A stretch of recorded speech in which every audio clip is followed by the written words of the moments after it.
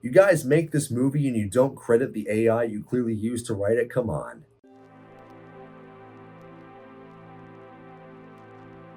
What's up, guys? My name's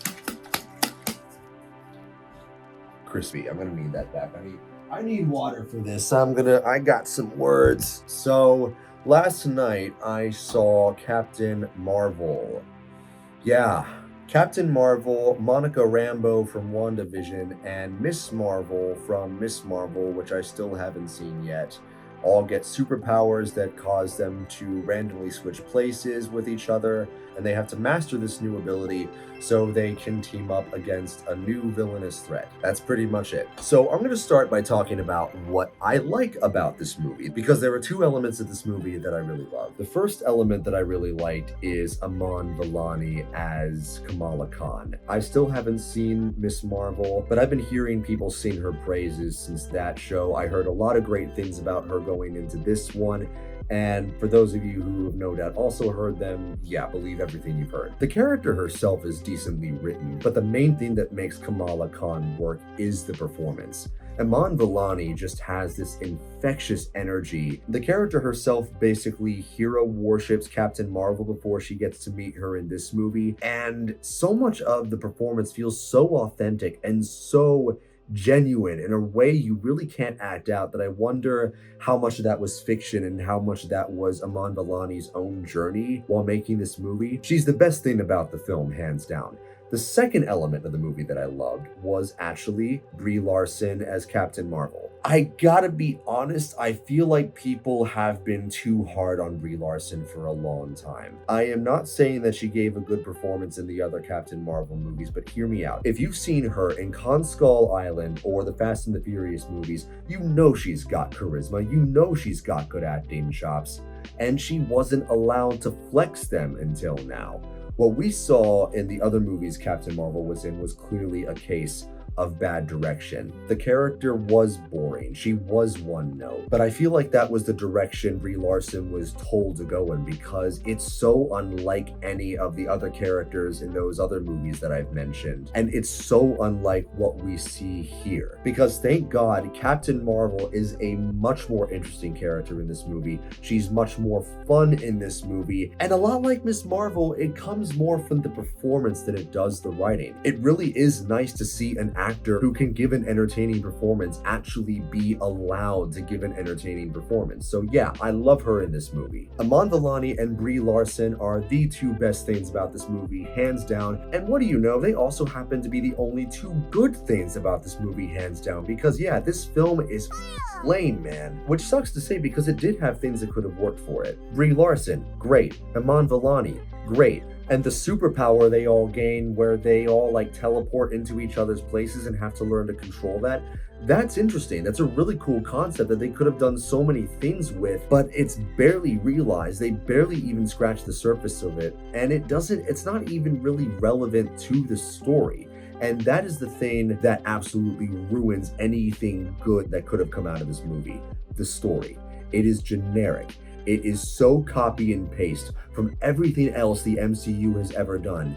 It's like they took every critique they have ever gotten and decided, awesome, let's run with that. There's no way a movie this bad could have been done on purpose. Someone at the top was sabotaging the MCU because Kevin Feige forgot his birthday or something. That's the only way it could be this bad. It is worse than Ant-Man Quantumania. It is possibly the worst MCU film I have ever seen.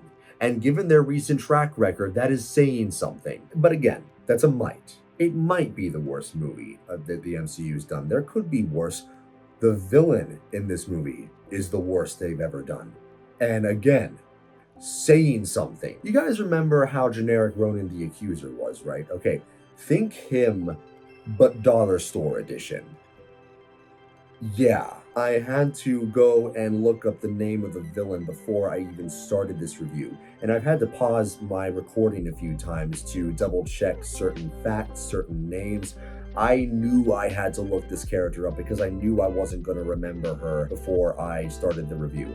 I think her name's like Darman, Dalai Lama, something like that. She's basically just Ronan the Accuser, but a woman. She's the exact same character.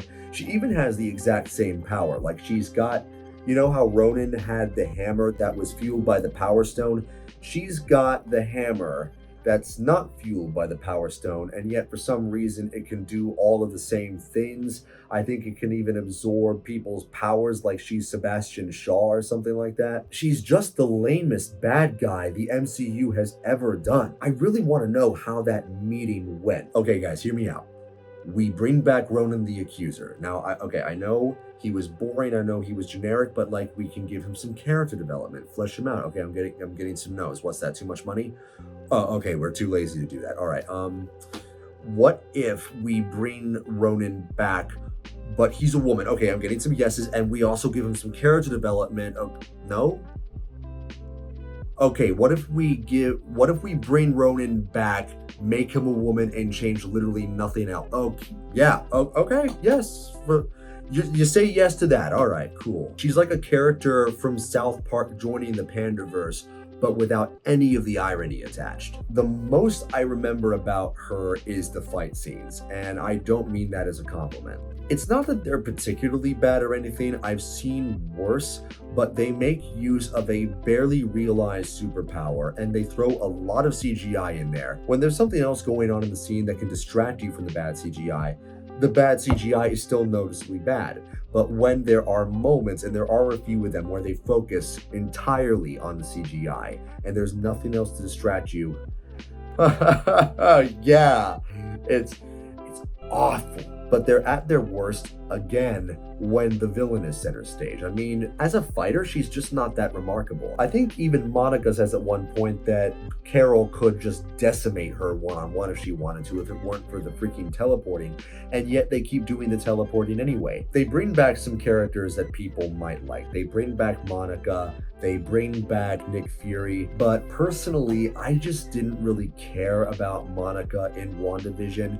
I kind of wanted to see what she would do in other projects, but this movie completely killed that excitement for me, because aside from some scenes she gets where like Carol and Monica are trying to rebuild their relationship after, you know, she's been gone for such a long time, they actually get into that in this one scene where they put on those headsets from Demolition Man and they look at each other's memories or something, and we get some flashbacks to her past and how she felt abandoned by Carol.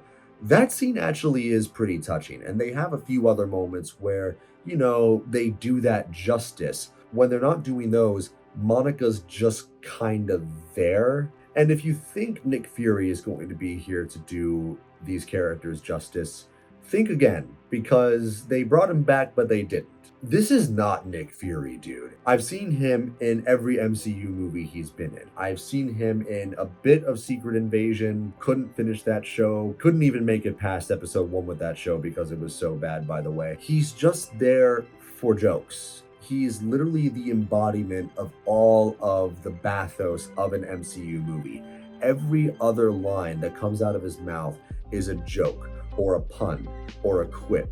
He adds nothing relevant to the story. We get no character development from him at all. He's just there for jokes. He's one element of the movie that the MCU has typically been doing right until this point, and they just completely throw him in the fridge for the sake of jokes. But he's at least one element you can recognize, and this is where, okay, this is the worst thing about the movie, hands down. This is the thing that destroys it above all else, even the shitty story. They rely so much on you seeing the Disney Plus shows. If you haven't seen Miss Marvel like I have, you're not going to know what the hell is going on. Same deal with Secret Invasion. They try to explain the new parts of the plot in like this kind of scientific mumbo jumbo that is nonsensical even for MCU standards.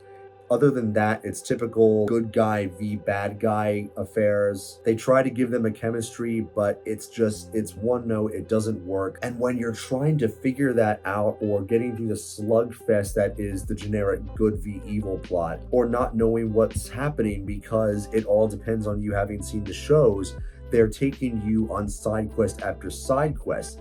There's this one part where they go to a planet where they don't understand you unless you're singing, and because of that, you've got to make it a musical.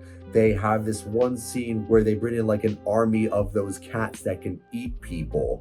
It's kind of a dumb, funny scene, but the justification for it is just so non-existent. And that's pretty much all I got to say. The movie's just bad. It really feels like they did it on purpose. I feel like what actually happened was they wanted to go for Taika Waititi Thor energy, but instead of going for Ragnarok, they went for Thor Love and Thunder. And yeah, that's just the worst decision they could have made. But it unironically feels like it was written by an AI at the last second. It's just this very unique crapshoot of absolute laziness. It is a portrait of complacency. I hope that in the good ending to this game that we hopefully get, we look back on this movie 5 years from now fondly. We can see it as the wake-up call that the MCU badly needed, because it badly needs it right now. I feel like what they need to do is take some time off, step away for a few years, let people miss them while they recover, while they reflect, while they think about what they've done wrong, because they have started focusing so much on quantity over quality, content over art, and this is just like the ultimate consequence of that, man. It's like living in the world of The Boys for a very long time. You know, you see Vought International grow and get lazy and focus on making money, and then all of a sudden they create Homelander, and he's just the consequence for all of that. The Marvels is Homelander for the MCU. Just like the horrible, awful, no good in like any way bomb that is dropped on them because of the consequences of their own actions. Oh, and if you're thinking that I didn't really tell you much about the plot, that's because I barely remember it. I was forgetting everything as I was watching this movie. I was forgetting the way the superpower worked. I was forgetting the lore. I was forgetting the villain's name. I was forgetting 5 times 5. I was forgetting my name. I'm just glad that I remembered how to walk, because once that stinger hit, a stinger that had "We're Getting Desperate" written all over it, by the way, I freaking ran for the exit like the screen was on fire. I feel like I've said enough. It's just, this one's lame, guys. I'm gonna give it a 45% on the Krispy meter. Oh my, just, wow. Wow, this one sucks. Hope you guys enjoyed this review. If you did, please make sure to like, share, subscribe. Come join the Krispy Kingdom. We are all royals here. I also have a gaming channel and a Twitch and a clip channel, and links to my other projects down below. Again, I really hope I did give you guys a good time with this video, at least better than the Marvels. If you want to be part of the conversation, please comment down below. What is your least favorite MCU movie, least favorite MCU villain? I would love to hear it. Let's have this conversation. This has been Krispy, and that's it. The Krisp is spoken. Take care. Seriously though, again, Brie Larson, Iman Vellani, great. I hope we get more of them. I hope their careers are fine after this. They don't deserve to get caught in the crossfire. God, this movie sucks.